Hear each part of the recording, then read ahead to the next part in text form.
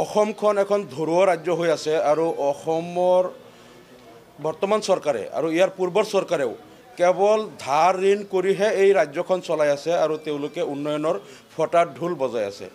আজি অসম বিধানসভাত যিবিলাক তথ্য চৰকাৰে দাঙি ধৰিলে, বিগত 5 বছৰত যিমান টকা ধাৰ চৰকাৰে ল'লে, আজি অসমখন প্ৰায় সামগ্ৰিকভাৱে 115 কোটি টকাৰ ধাৰত পোত গৈ আছে। আজিৰ দিনত জন্মগ্ৰহণ কৰা এটা শিশু প্ৰায় 47,000 টকা ধাৰৰ বোজা মূৰত লৈ জন্ম লৈ আছে। গতিকে এনেকৈ ধাৰ কৰি কৰি ৰাজ্য এখন চলাই গ'লে এই চৰকাৰখন কিমান সফল হ'ব? আজি চাওক, অসম বিধানসভাত আমাৰ প্ৰশ্নৰ উত্তৰত চৰকাৰে যিবিলাক তথ্য দিছে, যোৱা 5 বছৰত বছৰেকত 4,000, 5,000, 6,000, 6,500, 7,000 কোটি টকাকেই প্ৰত্যেক বছৰ সুদ পৰিশোধ কৰিব লগা হৈ আছে। বছৰটো তেওঁলোকে যিমান টকা ধাৰ লয় প্ৰায় সমান টকা আকৌ সুদ দিব লাগে। গতিকে বাহিৰৰ পৰা ধাৰ লৈ পেলাই সুদ পৰিশোধ কৰোঁতেই যদি আমাৰ ৰেভিনিউৰ টকাবিলাক যায়, তেনেহ'লে এই ৰাজ্যখন চৰকাৰে কেনেকৈ চলাব আৰু ৰাজ্যৰ ভৱিষ্যত কি?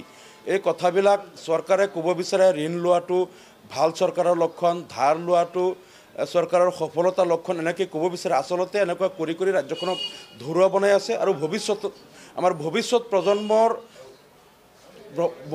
প্ৰজন্মৰ কাৰণে অশনি সংকেত চৰকাৰে কঢ়িয়াই আনি আছে। গতিকে আমি এই চৰকাৰক আহ্বান জনাম যাতে এনেকৈ ধাৰ কৰি কৰি ৰাজ্যখনক ধাৰৰ বোজাত পোত যোৱাতকৈ কেনেকৈ ৰেভিনিউ কালেকশ্যনৰ জৰিয়তে ৰাজ্যখনক স্বয়ং সম্পূৰ্ণ এখন ৰাজ্য কৰিব পাৰে, তাৰ কাৰণে পদক্ষেপ লওক। কেৱল ধৰ্মীয় মেৰুবিভাজন আৰু সাম্প্ৰদায়িক ৰাজনীতি কৰি থাকিলে এই ৰাজ্যৰ উন্নতি নহয়।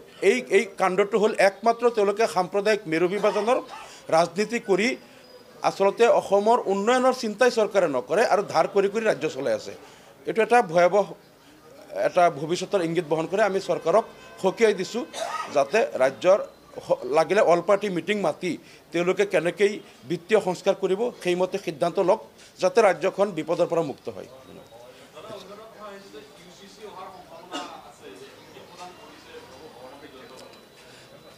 তাৰ আগতে আজি আমি যিটো সদনত এডজৰ্ণমেণ্ট মোশ্যন দিলোঁ, সভাস্থগন প্ৰস্তাৱ, এতিয়া 1 ঘণ্টাৰ কাৰণে অধ্যক্ষ মহোদয়ে আমাৰ সদন স্থগিত কৰিছে। কিন্তু তেখেতে যদি এনেই সদন স্থগিত কৰি গুচি যোৱাতকৈ আমি যে সভাস্থগন প্ৰস্তাৱ দিছিলোঁ এইটো মানি ল'লেহেঁতেন যে আৰু এই সময়খিনিক যদি আমাক আলোচনা কৰি দিব লাগিলেহেঁতেন, তেনেহ'লে সময়ৰ অপচয়টো নহ'লহেঁতেন। আমি বিচাৰিছিলোঁ যে সদনৰ কাৰ্যসূচী স্থগিত ৰাখি এটা গুৰুত্বপূৰ্ণ বিষয়ত আমাক আলোচনা কৰিবলৈ সুবিধা দিব লাগে। আমি AUDF দলৰ পৰা এইটো প্ৰস্তাৱ দিছিলোঁ। এতিয়া আৰু সেই গুৰুত্বপূৰ্ণ বিষয়টো আছিল যে হাজদোবা আৰু গোৱালপাৰা ধুবুৰী জিলাত বৰ্তমান এই কেইদিনত যিমান তাত উচ্ছেদ হ'ল, এই হাড় কঁপোৱা শীতৰ ৰাতি, এই সেমেকা ৰাতি, আজি এই প্ৰবল ঠাণ্ডাৰ বতৰত যেনেকৈ মানুহবিলাকক উচ্ছেদ কৰি তেওঁলোকৰ ঘৰ দুৱাৰ ভাঙি গৃহহীন আশ্ৰয়হীন কৰি দিয়া হ'ল, আজি মহিলা শিশুসকলৰ কি অৱস্থা হৈ আছে? এইটো এটা মানৱীয় সংকট হৈছে, মানৱীয় সংকট। আৰু এইটো আৰ্টিকল 21 মতে যিটো ফাণ্ডামেণ্টেল ৰাইট, অন্ন বস্ত্ৰ বাসস্থানৰ যিটো অধিকাৰ, প্ৰত্যেকজন নাগৰিকৰ তেওঁলোকৰ অন্ন বস্ত্ৰ বাসস্থানটো মৌলিক অধিকাৰ হয়। আৰু তেওঁলোকৰ আজি বাসস্থান ভাঙি দিয়া হ'ল, অন্ন বস্ত্ৰবিলাক লণ্ডভণ্ড কৰা হ'ল। গতিকে এই লোকসকল তেওঁলোকৰ মৌলিক অধিকাৰ খৰ্ব কৰা চৰকাৰে মানৱাধিকাৰ উলংঘন কৰাটো কিমান গুৰুতৰ বিষয়, এই বিষয়টো আজি আমি আলোচনা কৰিবলৈ সভাস্থগন প্ৰস্তাৱ বিচাৰিছিলোঁ। অধ্যক্ষ মহোদয়ে আমাক সভাস্থগন লাগিলে 1 ঘণ্টা 2 ঘণ্টাৰ কাৰণে স্থগিত কৰি হ'লে আমাক আলোচনা কৰি দিব লাগিছিল, কিন্তু আলোচনা কৰিব নিদি তেখেতে সভা স্থগিত কৰি নিজে গুচি গ'ল। অৰ্থাৎ এই সময়ৰ অপচয় হ'ল, আমাক আলোচনাটো কৰিব দিয়া নহ'ল।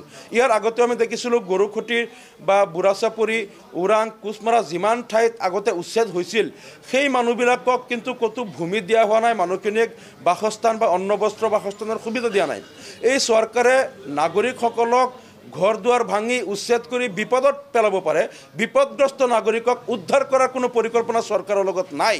গতিকে এই চৰকাৰে যদি কোনো নিৰ্দিষ্ট ধৰ্মৰ বা নিৰ্দিষ্ট জনগোষ্ঠীৰ লোক হোৱাৰ কাৰণে তেওঁলোকক এনেকৈ অত্যাচাৰ কৰে বা তেওঁলোকক অন্ন বস্ত্ৰ বাসস্থানৰ অধিকাৰৰ পৰা বঞ্চিত কৰে এই চৰকাৰটো জনবিৰোধী চৰকাৰ হ'ব লাগিব হিটলাৰী চৰকাৰ বুলি আমি ক'ব লাগিব গতিকে চৰকাৰে হিটলাৰী কাৰ্যকলাপ বন্ধ কৰক জনসাধাৰণৰ প্ৰতি অলপ সদয় হওক ক'ৰবাত যদি বেদখলো কৰে কোনো নাগৰিকে যদি চৰকাৰী ভূমিত বেদখলো কৰে তেওঁলোকক বিকল্প সংস্থাপন দি তাৰ পৰা খালী কৰক যাতে এই লোকসকলৰ অন্ন বস্ত্ৰ বাসস্থানৰ অধিকাৰৰ পৰা বঞ্চিত নহয় চৰকাৰৰ হিটলাৰী কাৰ্যকলাপ বন্ধ কৰিবলৈ আমি দাবী জনাইছোঁ এতিয়া এডজৰ্ণমেণ্ট শেষ হোৱাৰ পিছত পুনৰ আমি সদনত আমি এই দাবীটো কৰিম যে আমাক এই আলোচনাটো আজি কৰিব দিব লাগিব কাৰণ চৰকাৰ হিটলাৰী চৰকাৰ আমি বিচৰা নাই আমি গণতান্ত্ৰিক আৰু ৰাইজৰ আৰু জনসাধাৰণৰ কাৰণে সদায় এখন চৰকাৰ বিচাৰিছোঁ হিটলাৰী কাৰ্যকলাপ বন্ধ কৰিবই লাগিব এইটো আমাৰ দাবী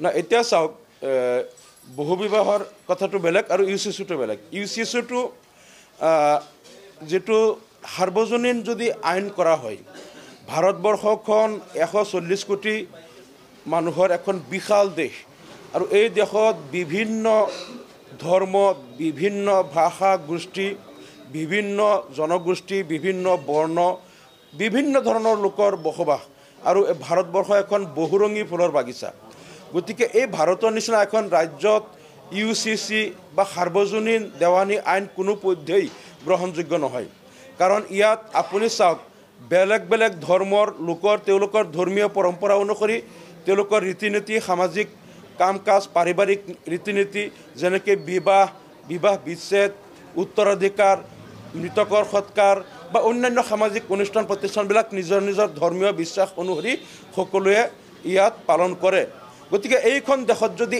একে সামাজিক এটা দেৱানী বিধি কৰা হয় তেনেহ'লে সকলো জাতি জনগোষ্ঠী সকলো ধৰ্মৰ লোকৰ কাৰণে এইটো সম্ভৱপৰ নহ'ব আনকি আপুনি চাওক যে হিন্দু ধৰ্মৰ লোকসকলৰ মাজতো বহুত বেলেগ বেলেগ গোত্ৰ বেলেগ বেলেগ বৰ্ণ আছে আৰু তেওঁলোকৰ হিন্দু ধৰ্মী একে ধৰ্মৰ হোৱাৰ পিছতো বেলেগ বেলেগ গোত্ৰ আৰু বৰ্ণৰ তেওঁলোকৰ সামাজিক ৰীতি নীতি পৰম্পৰা